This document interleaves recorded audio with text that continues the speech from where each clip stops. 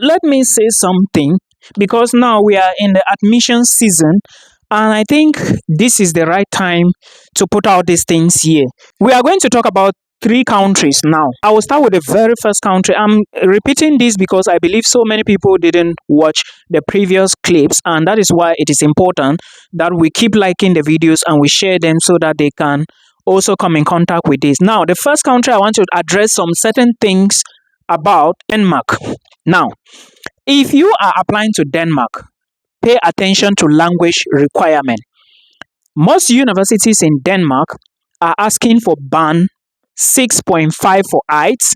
I'm talking about IELTS because I don't know about the others, but the others like TOEFL and the Cambridge test are also required. They also have their own band and their scores. Check it. But for those of you taking IELTS, you need to score at least a 6.5 with the reading section, listening section, speaking and writing sections having 6 or more. 6 or more. This is what Danish universities are asking for. Number one. Point number two. Denmark has been focusing on, they are trying to say that they do not need many international students in their country. And many students are coming in and they do not want to go to school, which I totally understand because of tuition fee and a whole lot of things. But guys, this is a very big mistake we are making. Once you pay your first tuition deposit, if you have the possibility to carry your second tuition with you, take it. If you don't have it, you are a man, you are a woman, you know where you are coming from, you know how your parents have struggled for you, you know what you want to achieve for yourself, you are trying to jackpot, right? Once you reach Denmark, make sure you get your legal papers and start looking for job opportunities without staying away from school, because that's a very big mistake you are causing to yourself. Trust me on this. However, when you find a job opportunity, now you can begin to balance up. For sure, if you are serious, you can definitely get it. Now, when you finish your study program, you have stay back visa, maybe 6 months or 3 years. The government will decide based on what you study. Then after that, you can now be looking for a job. By that time, you may be looking that, oh, now I'm paying my tuition fee. The money is a lot. It is a lot, I believe you. Same thing for me, because in the Netherlands, it's not cheap. But believe you me, when you start working, when you work just for 1 year, 2 years, you are going to see that the struggle you were struggling before was worth it. Yes, it's just that most of the time we are in a rush to build. For me, I have seen things already. I've already seen things. People that are very important, like very, very important to me, they are no more. I still have my mom, but you don't need to rush life, guys. So now, with that Denmark issue, I have a student who is applying, who is writing IELTS tomorrow for the third time because she wants to apply to Denmark, Luxembourg, and Iceland. So focus on your IELTS. Now, remember, before you apply, check the tuition. Most universities charge per semester. Now, about University of Aarhus, I do not know if the fee on their website is for 1 year or per semester. So please ask them through an email. I myself, I'm still going to send an email to them to verify if that money is actually for a semester or the entire program. You understand? Because the money is quite huge. It begins from around 7,000 or is it 8,000 to about, I think it's like 16,000 or 17,000 or so. So please verify these details because it's so important for you to know. Now, another thing you should understand with Denmark is this, we are talking about universities and the programs. Don't apply for any program that is not directly related to your bachelor's degree. And like if you got a bachelor's in business admin, then you have to be applying for a program that directly correlates with the master's program. Do you understand me? Your bachelor's should be related to the master's program you are applying to. If you have just high school certificate and you're applying for a bachelor's program, make sure you meet, because some programs will tell you you need mathematics, you need English, you need this with a pass mark of this. Make sure you meet all of those requirements before you proceed. Now, application fee is involved. Once paid, it cannot be refunded. Some schools will say when you succeed and enter Denmark, they will give you back. So you should know these differences. Read the website. Now, remember, this is for schools. Now, for the government said some time ago, about 3 months or 4 months back, that if you want to move to Denmark, study in Denmark, then apply for stay back and find a job, you need to apply to state universities. They said it's what was that name? But to me, it's State University. Private universities will not give you that privilege. Then also, if you want to move with your family to Denmark, immediately when you get admissions, you put in for visas for yourself and your family, you have to apply to state universities. Remember, you are doing two separate visa applications.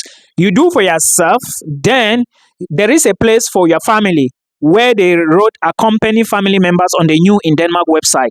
That is where you are going to be applying for that of your family. And remember, for you, you do not need proof of funds. For your family, they need proof of funds. All the details are on the New in Denmark website. Go there and read more about this information. Then if you are a family of 2, 3, 4, 5, or how many, it depends. The money is there.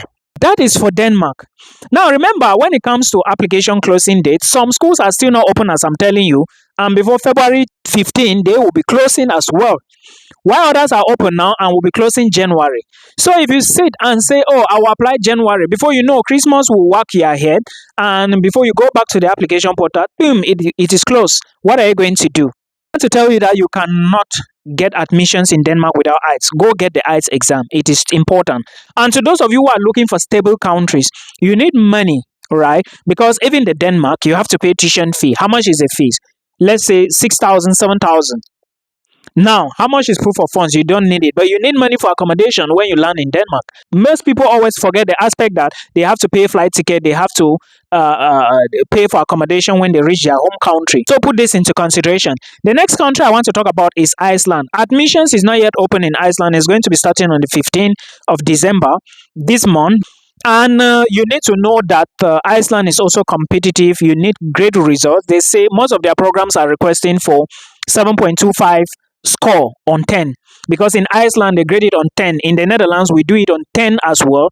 Then in Cameroon we do it on 4.